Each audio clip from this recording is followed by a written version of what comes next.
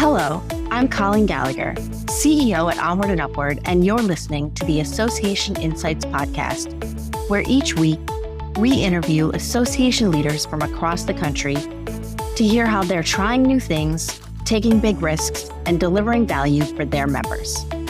We'll explore the realities of what it means to work in and with associations and bring you the insights and inspiration you need to advance your career and make big changes at your association. Let's get started. Welcome back to the Association Insights podcast. I'm your host, Colleen Gallagher, and I'm really excited to kick off our December Trends and Big Ideas series. We're talking about what's on the horizon for associations and what big ideas they should be thinking about for 2026. Today, I'm welcoming three guests who have a really cool story to share. Elizabeth Weaver Engel, Chief Strategist for Spark Consulting, brings over 25 years of association management experience and is the co-author of a white paper that came out this summer on lean startup methodology, something she's been writing about for 10 years now, called Lean at 10, Culture Eats Methodology for Lunch. Also joining us is her co-author for the white paper, Jamie Notter, a culture scientist and published author, speaker, and advisor with a focus on building amazing workplaces that get better results and retain the top talent. And finally, we have Chrissy Bagby, Chief Strategy Officer at AAVSB, who brings more than 20 years of experience with extensive knowledge in membership development, marketing and communications, technology, project management, and client relations. And her association is one of the case studies featured in this new white paper. So I'm really excited to hear from all three of them today. Elizabeth, Jamie, and Chrissy, thank you so much for joining me on the podcast today. Thank you so much for having us. Yeah, I'm excited. Yeah, pleasure to be here. Elizabeth, I'd like to start with you.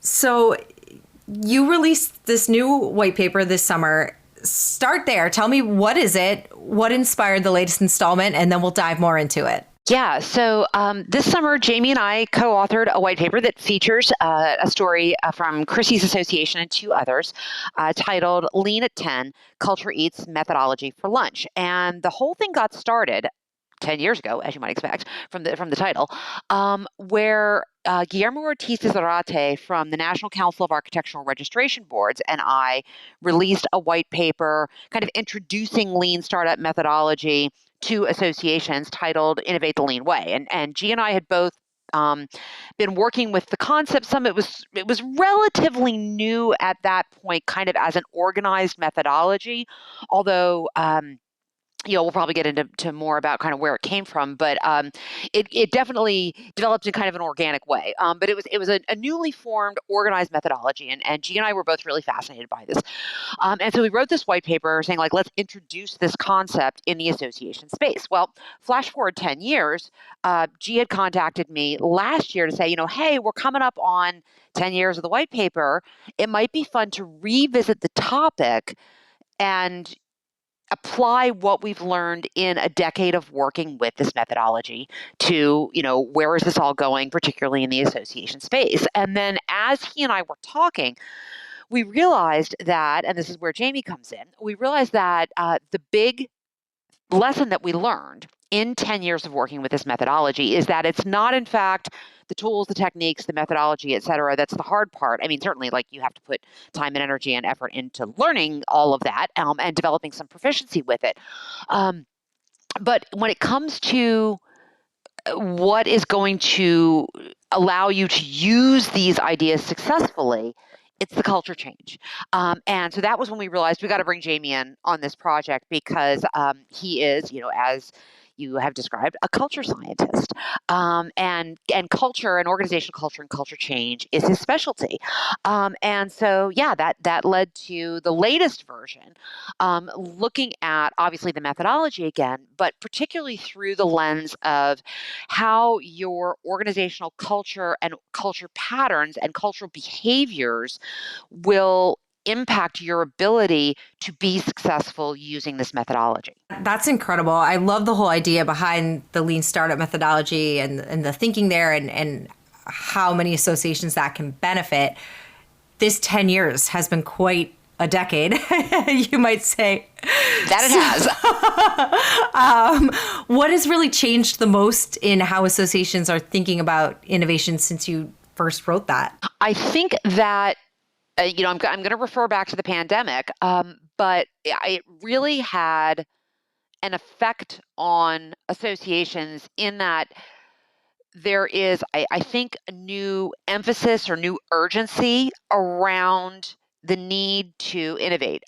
Jamie has a great quote from Justin Trudeau that I'll let him share.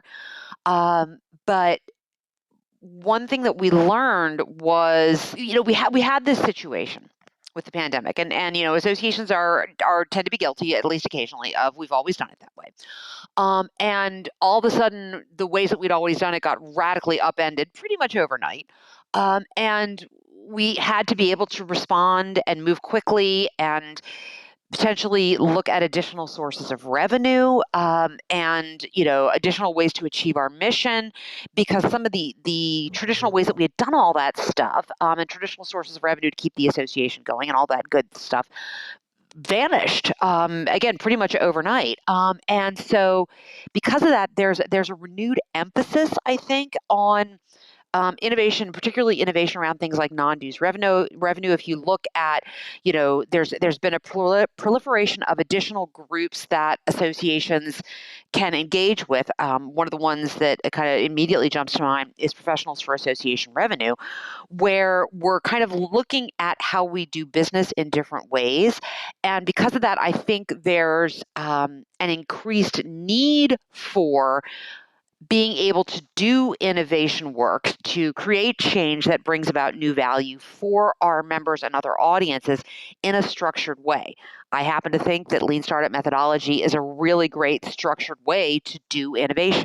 Yeah, and I just love that you take head on the associations do it because this is how they've always done it, because that is one of the biggest blocks, I think, for every association out there. So Let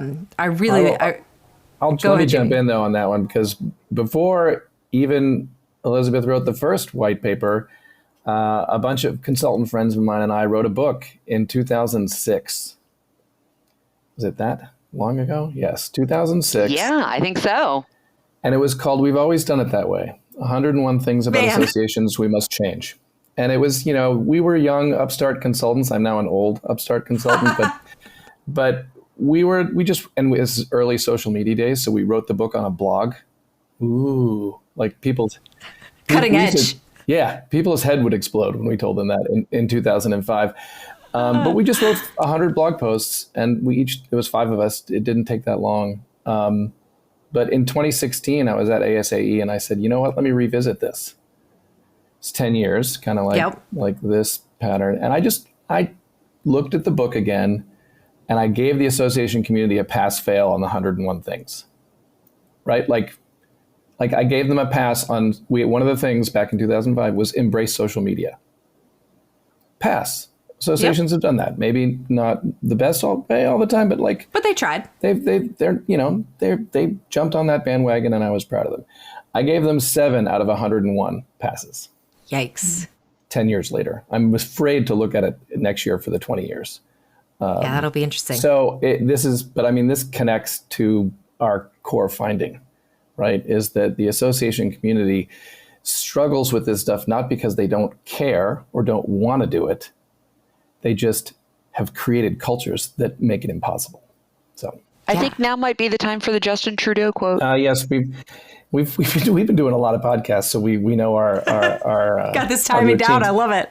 No, but actually, I'm also want to reflect. I'm sorry for derailing a little bit, but I hadn't thought until you asked that question and Elizabeth's answer about how crazy the last 10 years have been. I mean, I thought about how crazy the last 10 years have been, but I hadn't realized. But really, that's going to impact what we don't address that in the paper, right? But I do think the last 10 years, on multiple levels, have been a complete reboot. And that is an environment where you kind of don't have a choice but to innovate, because the old way is gone. And so I hadn't thought of that, and I think it's just more of an argument about why this is so imperative that associations really get out of their head a little and start doing things differently. Yeah, well, I'd love to dive into that a little bit more, because I know that you like to say that associations don't have an innovation problem, they have a culture problem. So how does Lean Startup method help shift culture in ways that are going to support innovation instead of just stifle it or keep it in a box? Well, it's a little chicken and egg, because the methodology requires behaviors that current cultures don't support. Like, that's the challenge. This is the research that I've done on culture. I've identified a bunch of culture patterns, and the patterns are all rooted in what I call a competing commitment. We say we're committed to something happening inside our culture, but then we have this other commitment that we're not acknowledging that negates the first one, or at least creates behaviors that make it impossible to achieve that first commitment. And one of the competing commitment around innovation that exists so strongly in associations is they are committed to new value. Like, even, the PAR stuff, like, there are people who are having really good conversations about, we got to do this differently. Like, the commitment is there for innovation. There is, however, another strong commitment in the association world, and actually outside it as well, to always being right, to always being the smartest person in the room and not looking bad and not failing. Yeah. Right. And when you have that, if you push too hard, and that's a good commitment, like, you should not care about being competent, right? But if you push too hard on that, then you choose to do things that always make you look good. And the entire methodology of Lean Startup is almost like you want it to prove you wrong, right? Like, I want to go in there and find out, I thought this was going to work, and this methodology helped me realize that's not it. We got to do something different. And it's the iterative, build, measure, learn thing, right? Like, the learning piece is going to involve failure. Like, that's, if everything succeeds, you're doing it wrong. Yeah. You're doing stuff you already know how to do. And so part of where I came from initially on this was like, we got to work on the culture piece if you're going to have sort of Lean Startup work. The chicken and egg piece on the other side is you can actually use Lean Startup methodology as a culture change initiative, right? But you have to be explicit about that. Mm-hmm. You don't fly under the radar with it. You're like, hey, we're going to do Lean methodology because we know that we need to change our culture and be okay with experimentation. But here's actually a really clear methodology. Like, it gives it some boundaries, right? And some people feel a little safer. Like, oh, okay, this has a structure to it. Let's do this, as opposed to, hey, everyone, please go experiment and fail a lot. Right? Like, that's hard. So the boundary piece and the container piece is something that would enable you to stretch your culture and show people this is how we learn from failure. So it's not like just knocking the house down. So it kind of works both ways. If you ignore the culture, your Lean Startup's not going to work. But you could actually introduce Lean Startup as a part of your culture change initiative. Yeah, that's really cool. It's funny. I wish I had seen this paper when it first came out 10 years ago. I was in-house at an association.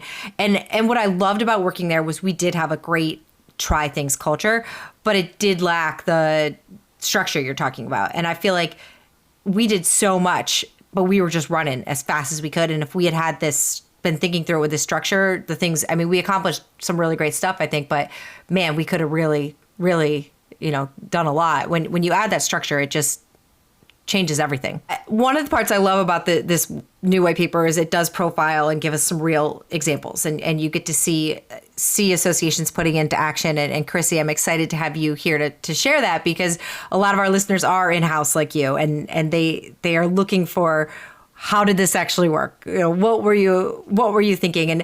And I know at the American Association of Veterinary State Boards that you had a lot of these great ideas, but struggled with that prioritization and process. So can you walk me through what this looked like? Yeah. So I'll set up a little bit of the culture that we had and the problem we found out. So we had a really good culture. About 10 years ago, our organization has been around for 65 years now. And about 10 years ago, we had a new CEO come on board, and we had a really innovative board that was elected. And so they worked together to sort of put us on this path of innovation. I think a lot of organizations not just in the nonprofit space, in the for-profit space, in a lot of spaces uses that word innovation. We're innovative. What does that really mean? And what does that really feel like? It can feel really uncomfortable. So we went from this place where we were an established organization in our industry to being one of innovation. And so you kind of tick off the low-hanging fruit first, right?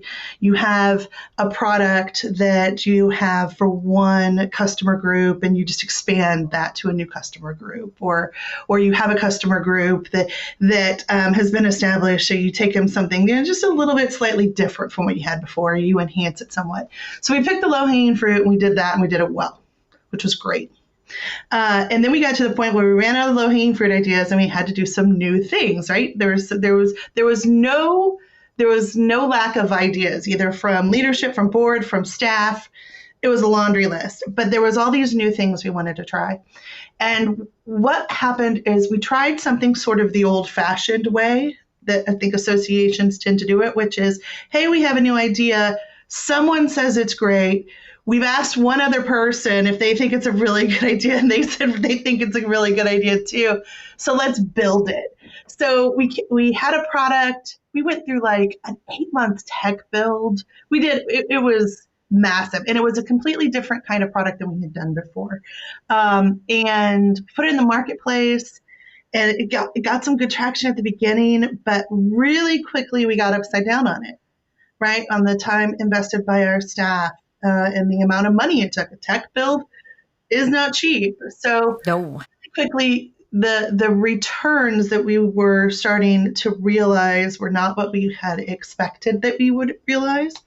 So we got to a point where there became a question of, should we keep that going? Just a little over 2 years into it. And it was through the process of that I realized we weren't hiring people to come on staff saying, have you developed products before? Have you investigated ideas before to see if they are, if we are solving a real problem for a real audience that they will actually pay for? We weren't hiring for that, right? So I realized we had a couple choices. We could either hire for that, which meant we had to change staff around, maybe do a bit of a reorg to get that skill set in, or we had to develop a framework that leveled the game of all staff, right? That taught them all how to do this. And I also realized at that time that I wasn't going to be able to lock myself in a room for 2 months and figure this out on my own. And so the easiest path to find a new framework of how we investigated ideas to see if there was anything there was to bring in a consultant, to bring in somebody who knew something about this. And that's where Spark Consulting and Elizabeth's engagement with us started, is we need to do this. We need to do it fairly quickly, but we got to level up our game. So what we did was, so we had to get real. We had to get real about what we didn't know, what we needed to do. We had to get leadership just behind the idea of doing this framework at all. That's where our culture comes in. Our leaders are very open. They do love experimentation, and they got behind this. When I've heard this sort of thing fail in some organizations, it's because leadership is like, yeah, you can bring that into the organization, but my ideas don't go through it. My ideas just get the green light, right? Right. Everyone has to play along, and they were very willing to play along in this space that we are creating. So brought in Elizabeth. I have a wonderful project specialist that I work with here on staff on a daily basis, Casey McGuire. Her and I had to become the staff experts on this and introducing this not only into the culture, but also, bringing the board on, our board of directors on board with this, and creating a framework that would actually work. So we did a lot of work with Elizabeth.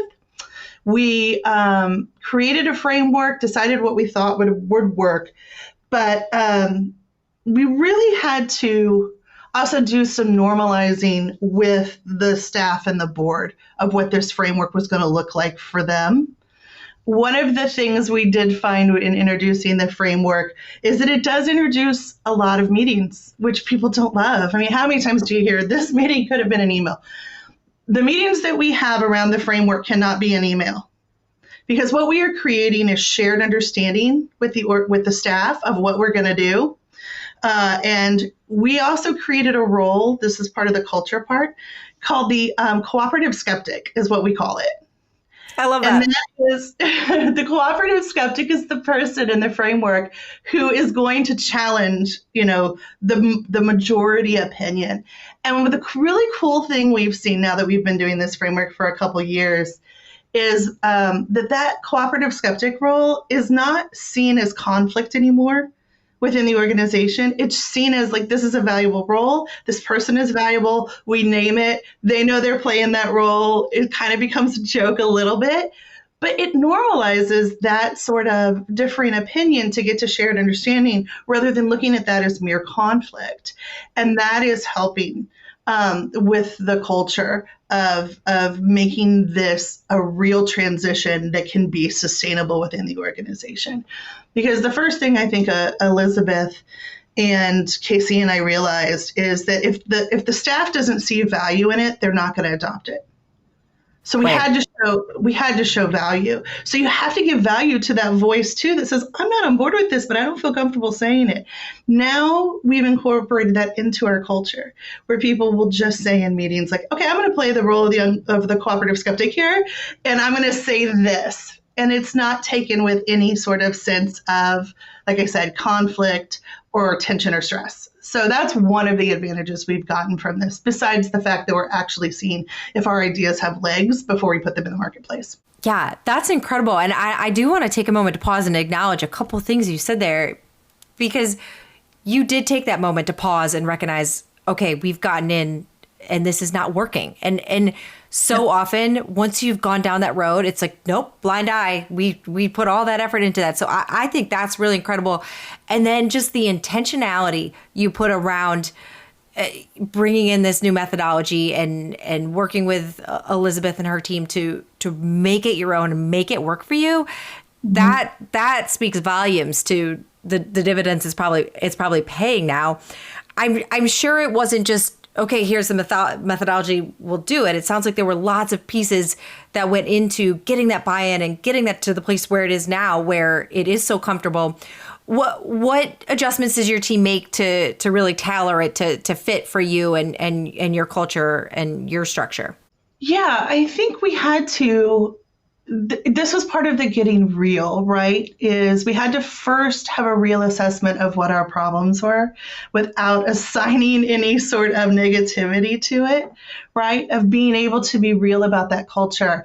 And this is where we could look at the things that were really good about our culture, that we have a really great board, that we have a really great CEO and executive leadership. But then we had to be honest about where there were some challenges that we needed to get over, right? So part of really making this something that the staff would embrace was we knew we had to get a quick win for staff. They had to find value in it immediately, right? And so one of the things you do a lot of times with innovation, and when you're saying, hey, do a bunch of experiments and fail really fast, but get us good information, but feel really comfortable with that, even though every year you're going to be evaluated and you're going to be given a compensation package accordingly, right? Is we had to actually make that a reality. One of the ways of doing that is we took, the model actually distributes some of the decision making to the group, which helps people feel comfortable. So when you get to the part of the framework that's about putting a prototype together, whatever product owner we have who's running that prototype understands clearly what they have, a great understanding of what we're trying to accomplish. That is set, that they understand where their authority lies, right? The group has said, okay, we want you to go this far. And if you go past that, please come back to the group and we're going to talk about it a little bit, because that's sort of our borderline. And so when you hand that to someone, they are willing to experiment because they know clearly, I can experiment within this range. And I am cleared to make this decision. I'm going to make this red. I'm going to make this, a circle, whatever it is, right? But when I need to change this part of it, I'm going to go back to the group and say, okay, I have information that may change our understanding or our goal. And then that is the same thing then we do with the board of directors. So when it comes to the board of directors, they have those parameters too. They're strategically helping us set the goal, and they have a shared understanding. But one of the things that works really great with them in our communication with them about when we're running a prototype is they also know, here's how far we're going to go, and then we're going to come back to you if we need to go past this. And that's when we're going to come to you and say, here's what we've learned. We think it changes something in our shared understanding or in our goals. And so they feel really comfortable with giving us that leeway. That's huge. I'm so glad you touched on that, because I do think a lot of our in-house association listeners are thinking, okay, great. How do we tell our board this is what we're doing? So that's a great example of how that works and how to get them on board in essence. Our boards are volunteer boards. They're elected from our membership. They're elected from our stakeholders, and they spend a certain amount of time with us, but they have other hats they wear. They have other roles. And so when they're coming into the organization, and a lot of organizations are like ours, like up to a third of our board can turn over on a yearly basis, right? So you're constantly bringing in new people, and there's that shift with the board. A lot of times the board, even when they completely grab a hold of what is theirs and their strategic, authority and all of their duties and responsibilities to the organization, they still want some framework to work in as well. They want to understand, like, where exactly am I supposed to be in this project? And so even when strategically they're like, yeah, we'll green light this for you. So many times what we found in our organization was they'd green light it and we'd come back with updates, but they didn't know what they were supposed to do next, right? Okay, so I said you could do it, but now at what point do I tell you I'm a little concerned, or do I say, yeah, actually go further? And so the framework, even in dealing with the board, helps set that boundary for them, help, say, okay, and then we follow through. That's the other thing that has to happen. If we say we're going to give you quarterly updates, we give you quarterly updates, and we tell you what it means for you and for your job as a board member, and then what we need from you, or if we don't need anything from you at this time. So we are very clear with them. And they, in their recent board evaluation from last year, they rated this as one of the things that they were most proud of and they thought was working.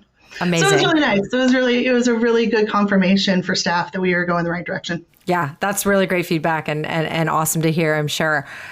Elizabeth and Jamie, I'd like to come back to the method itself, and it emphasizes that build, measure, learn cycle and identifying the metrics that matter. So how should associations be thinking about this when they're, in those early phases? Yeah, that's actually one of the things that, everyone who practices the methodology emphasizes is that of the build, measure, learn cycle, probably the hardest part is the measurement, because there's lots of things you could measure. One of the hardest parts about this is to try to figure out what are the measurements, what are the data points, what are the metrics that are going to be actual determinants of success. Success as defined by not, the method doesn't guarantee that your idea is the right idea.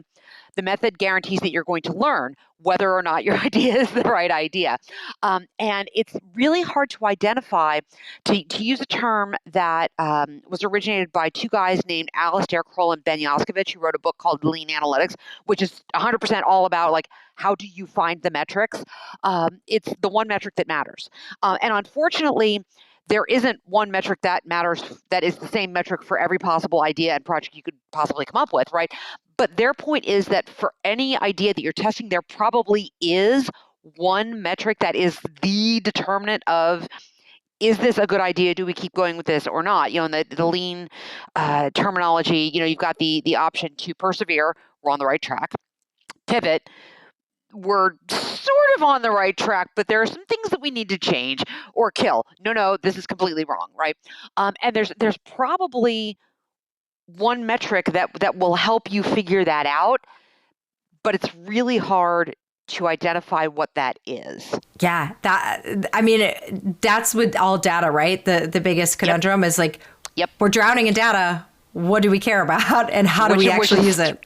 Yeah, which are the pieces that actually matter in all of this? And it's interesting. Jamie and I had a conversation recently with the ASA Tech Council, about this. And one of the things that they were curious about is like, is there a role for AI in all this? And, we got talking about that. And we're like, interestingly enough, there is, in helping you potentially generate some good ideas about what those metrics might be. You're still going to have to use your human brain and the actual behavioral data, to figure out what is the one metric that matters. But AI can help you come up with some good possibilities. And then as you're getting the data back, help you kind of parse some insights out of the noise. The only piece I would add on the data side, and I end up hitting this from a culture point of view when I have culture assessment data. And the organization's looking at their data and they're like, well, what does this mean? Like, we scored higher in this part of collaboration, but lower in that part of collaboration. And they always want to benchmark. They're like, well, what did other people score on that? And what should I have, a 3.6 or a 3.5? I'm like, folks, what do these data tell you about your reality?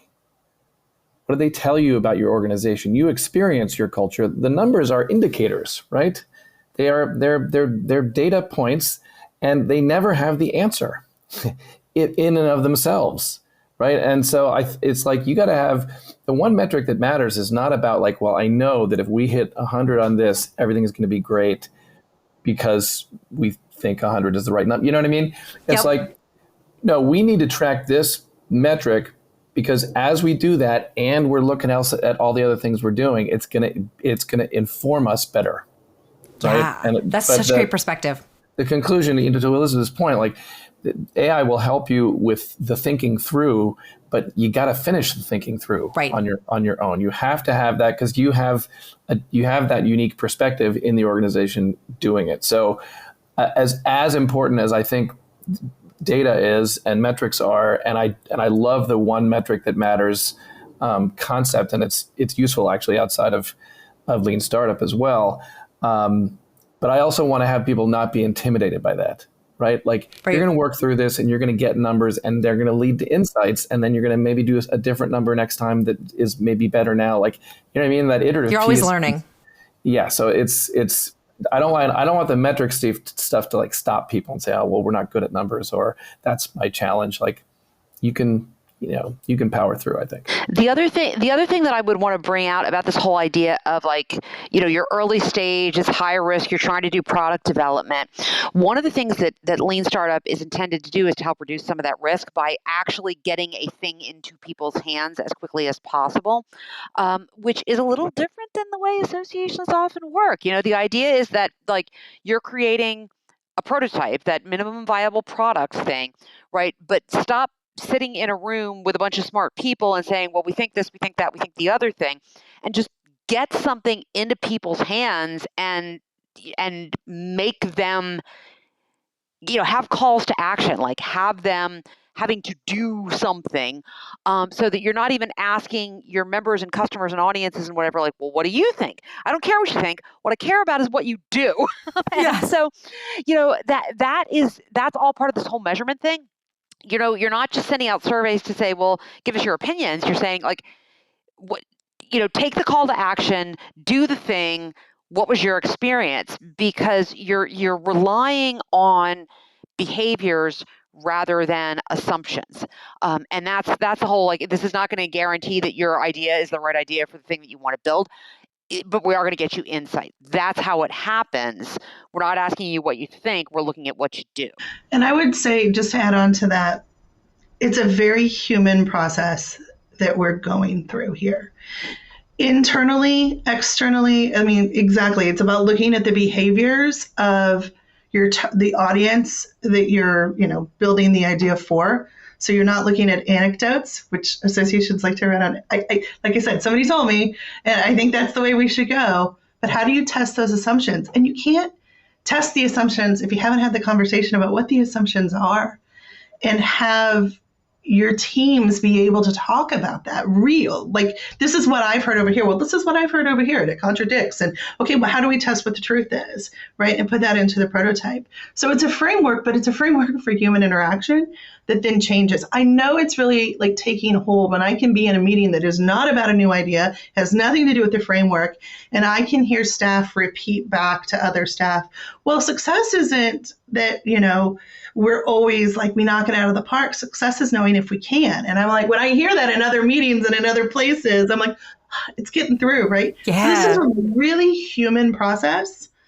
So, from the idea of AI, yeah, it could help with some things, but it is really important for people to speak up and say their assumptions and say their ideas and say their thoughts and have conversations that they may not be having with people in their own organization that they may not be having them with. Yep. I love AI and I'm so excited about the possibilities, but I am so be with you in terms of you need to still be thinking and speaking your truths and your own ideas and bringing your own mind to it to really make the most of it. So I think that's really well said and just a good example of how this can work for the best and leverage technology that's there while still using your own brains too. So I love that. And I mean, going back to the white paper, you profiled 3 really different associations. So I'd love to know, both Elizabeth from your side in terms of implementing this framework and Jamie from the culture side, what patterns for those common successes did you see across the case studies? And were there any differences that surprised you too, I guess? I mean, we've already talked about a number of the things that really kind of jump out to me as key determinants of, like, are you going to be able to use this methodology and make it work in your association? One is, Chrissy started off this like leadership support. It is critical. You can speaking of experimentation, right? You can do experiments with lean startup methodology in small ways, in something that you yourself control.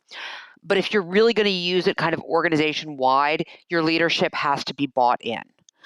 Both your staff, like your paid staff leadership, and also your volunteer leadership.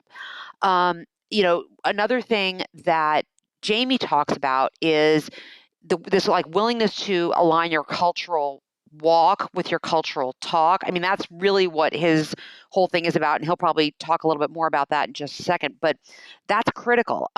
Chrissy also talked about, this whole idea of taking the time to create shared understanding. Like these meetings are meetings that cannot, in fact, be emails. And that, I think, really aligns with some of the things that Jamie talks about the ability to have difficult conversations without making it personal.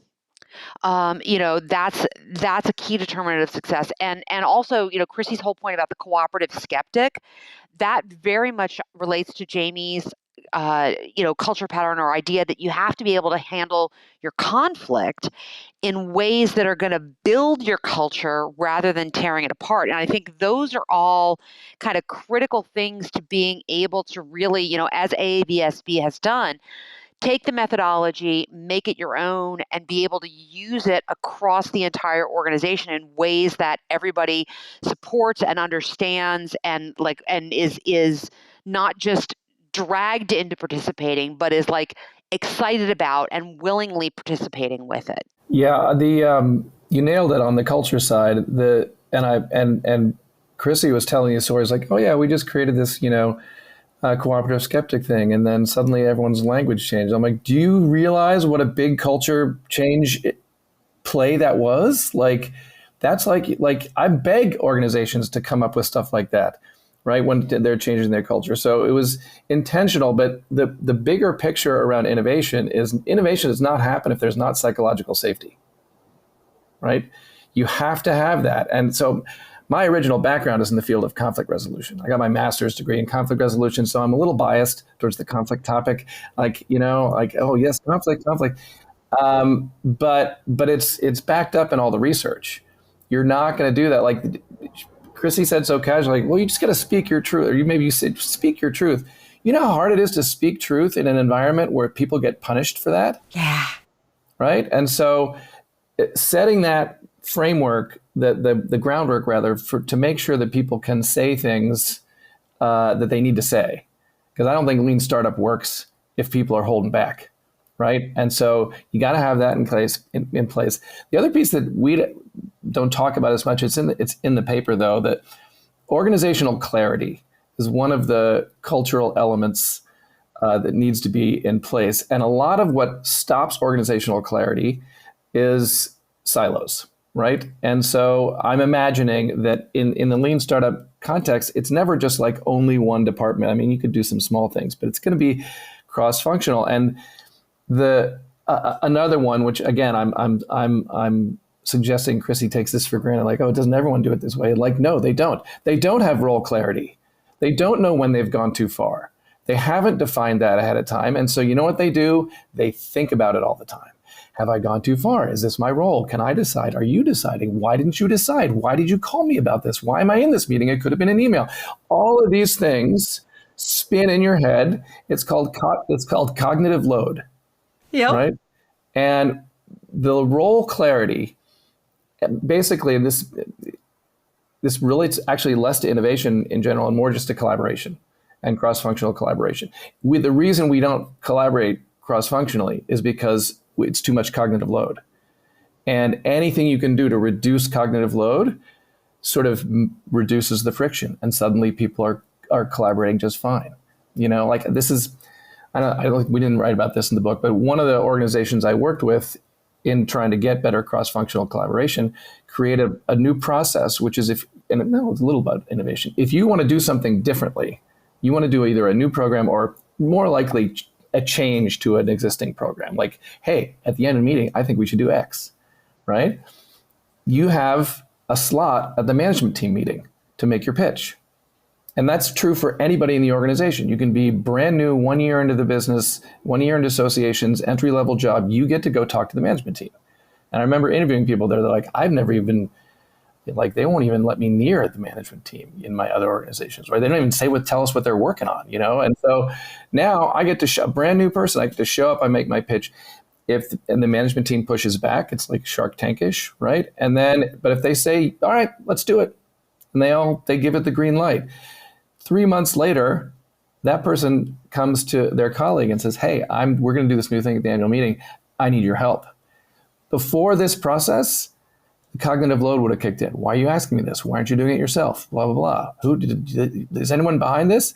But now they're like, oh, obviously that was greenlit because that's our new process. And my boss was at that meeting. So if it wasn't, like, cool. And so suddenly the cognitive load drains and it's like, oh, how can I help? Like, I'm super busy, so I'm not going to be able to help you as much maybe as you want. But those conversations are much easier and the collaboration sort of works more effectively.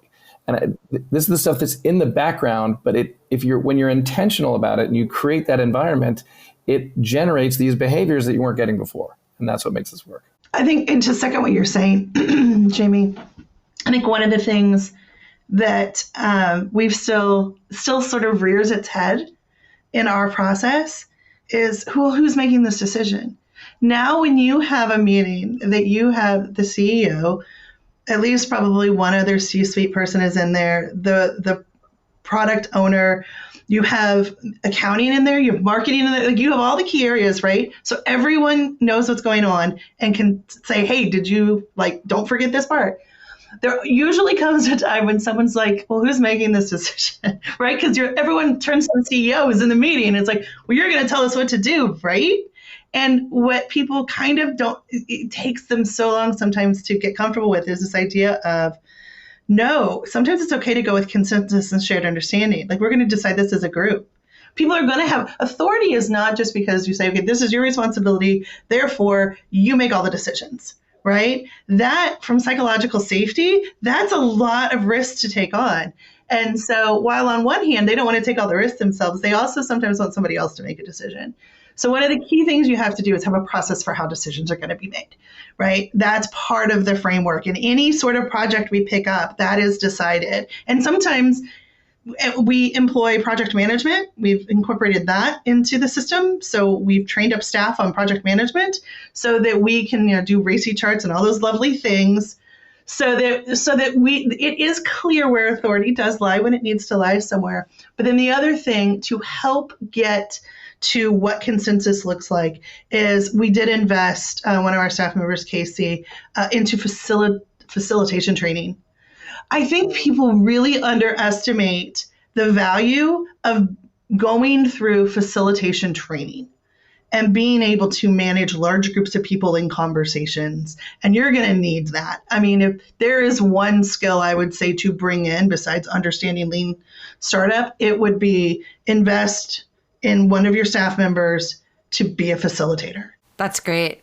I'm just going to take that reduce your cognitive load mentality for my whole life now, because that was like, boom, light bulb went off in my head when you said that. You can't unsee that now. Yeah.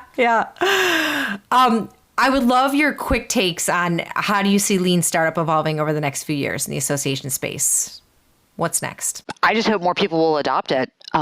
Truly, I mean, when G and I first took this on, we're like, our association is going to push back on this because of the idea that it's coming out of startup culture, and that's so different from us. And the thing that we were pushing initially was startup culture is not so different, particularly in this idea that we're resource constrained.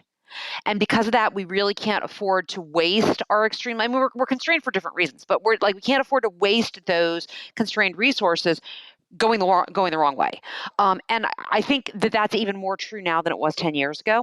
And so, the main thing that I would like to see is just more associations learning about this, saying, you know what, this does actually sound like it might help us with some things that we need to try to accomplish. So let's give it a whirl.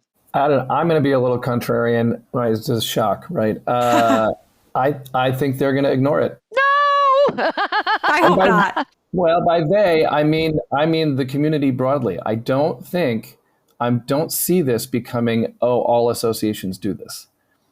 I think there's going to be a small percentage that are going to get all in on it. We have examples. And so I think that's going to grow, but it's just going to be, it's a niche thing.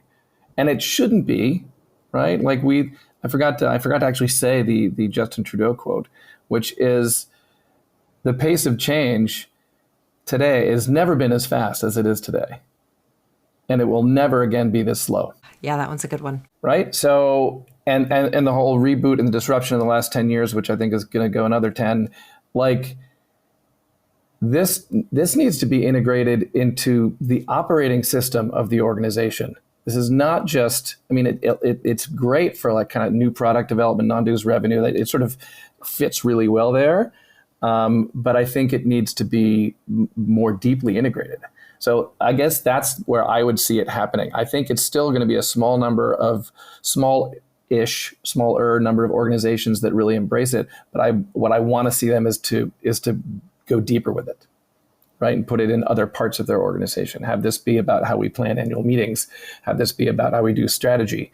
Mm-hmm. Like the concepts of the build, measure, learn thing. Like that needs to be that. That's where I would see it going, is sort of it being embedded more in the organization rather than just a tool that's used for one thing. Yeah, I think what I would add to that is you don't have to be the CEO to put this in place, or the executive director to put this in place for your organization. A department manager, a team member in a department can look at these concepts, look at this idea, and introduce it in a smaller way in the organization. It is great if you have a situation like mine where I had the freedom to say, this isn't working. I'm going to go see if we can do it a different way. And I get all of my information together and I pitch it to the boss and he says, yeah, sounds great. Let's do it. I mean, that's an ideal situation. Not every individual is going to be in that situation. So one of the things I'm really proud of us introducing this is I am increasing the skill level of all of our staff who go through this process. They all, wherever they go in their career journey, can take this with them as, hey, there's this cool thing we used to do at this place I used to work. And it worked really well, particularly some of our folks who are our on-staff experts, right? They really have they've done a deep dive into this, and it really can benefit them in their careers. So that's one thing I would say. If there's going to be a change, it's not, if associations and association professionals and executives keep waiting for this to be a top-down push, I think Jamie is right. It won't take real hold. But if you, as an individual association professional, can say, there might be something here, and even if I can just introduce one element of this, like I'm going to ask this question in every team meeting I'm in when we have a new idea, which is, what are our assumptions and how can we prove or disprove them? Just ask that question in a meeting.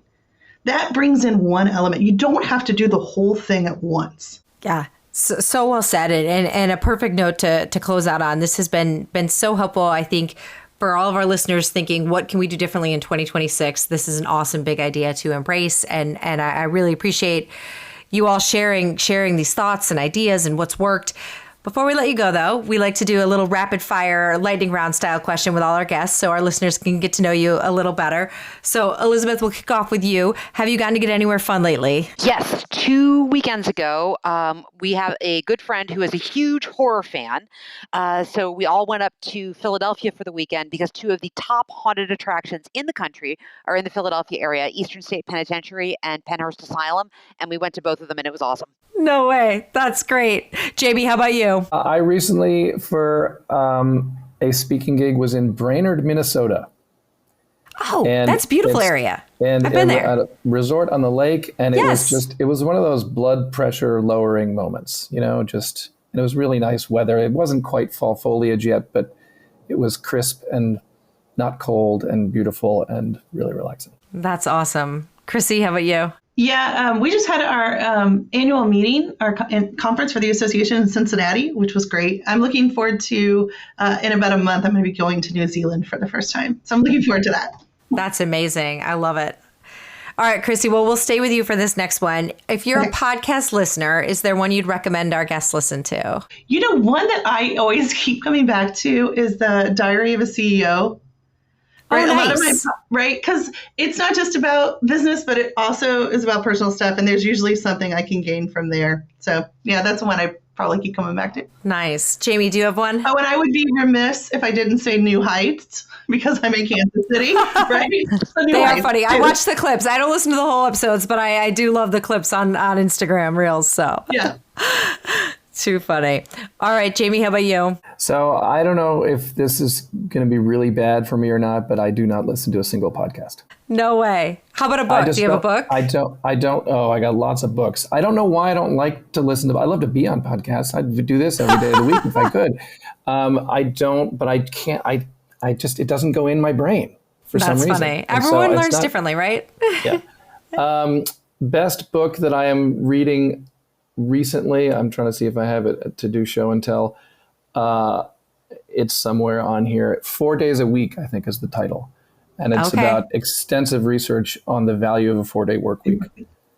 Yeah, I've been reading about that too. It's very well, deeply researched, and it's really cool. So that's a good read. Good stuff. Elizabeth? Like Jamie, I am a reader more than a listener. I have a hard time assimilating information if I just hear it. So on the nonfiction book side, I just finished a book called Bad Company by Megan Greenwell, and it looks at what the impacts that private equity is having on both the economy and society through the lens of 4 different stories: somebody in retail, somebody in healthcare, somebody in journalism, and the impact on real estate from the perspective of somebody who is living in a building that's acquired by private equity. And it's excellent. And on the fiction side, I've been reading Elena Ferrante's Neapolitan novels. I had just finished watching the HBO 4-season series that they made out of it called My Brilliant Friend, which is the name of the first novel. And I'm now finishing book 2 and very much enjoying them. That's awesome. All right. Well, Jamie, we'll let you kick this one off. What's one place in the U.S. you've never been to but are dying to go? Yeah, I've done so much travel. I had to kind of think about this. And I have been to Hawaii, I've been to Oahu and Maui, but I have not been to the other islands. And that's really number 1 on my list. Nice. The Big Island is awesome. Yeah. I'm just going to put that out there. Love it. How about you, Elizabeth? So I was thinking about this myself, and my spouse and I were just discussing this. Like, what states have I not visited? Visited constitutes, like, you have to have spent at least one night there. My list is pretty short, but I've never been to, like, the big sky country states. So, sort of the Dakotas, Montana. I've been to upper Midwest. I've been to the West Coast. I've been to Idaho, all that, but I haven't kind of like hit that kind of big sky country area. And I would very much like to see that. That would be beautiful. Yeah. Chrissy, what's on your list? I really love the Pacific Northwest, and I have never been to Leavenworth, Washington. Oh, it's beautiful. It's a Bavarian themed sort of town, right? I've never been there, and it's always been on my list. I want to go there sometime when I go out to Washington. I only got like 2 days there, but I loved it. It was really cool. Yeah. Cool. Yep. That's worth being on the list for sure. Okay, last one for you guys. Elizabeth, we'll start with you. Finish this sentence. When you see me looking at my phone, it probably means that I'm checking on my holds with the DC Public Library through the Libby app. Yes, I love Libby. Or checking on the arrival of the bus that I'm waiting for via Metro's Next Bus app. Too funny. Jamie, how about you? Yeah, I'll give 2 also. I'm looking at a spam call. That's yes. Oh, no. That's 99%. That is too accurate. Ouch. Or I'm playing a game. This is in the morning, and when I'm on the Metro is when I play my little mindless games, matching games, all the silly ones. Just that reduces my cognitive load. Just there you go. Focusing on that for a few minutes. Love it. And Chrissy? I am probably either sending some meme to my best friend in Phoenix, Arizona, or I am, the other time I use my phone a lot is at my niece's volleyball games, recording them or looking at pictures of them playing volleyball or video. Yeah, so a lot of stuff with my nieces and their volleyball careers. I love that. And Chrissy is a super dedicated volunteer, volleyball auntie. She is super dedicated. Amazing. I love that so much. Well, again, I am so appreciative of the 3 of you for joining us today on the podcast and for sharing all of this wonderful stuff. It was really a pleasure. Thank you so much for having us. It was awesome. Thanks. That's a wrap for today's episode. The Association Insights podcast, previously known as the Association 100 podcast, is a production of Onward and Upward Marketing and Communications, where our mission is to make associations and nonprofits the go-to source in their industries through earned media and thought leadership.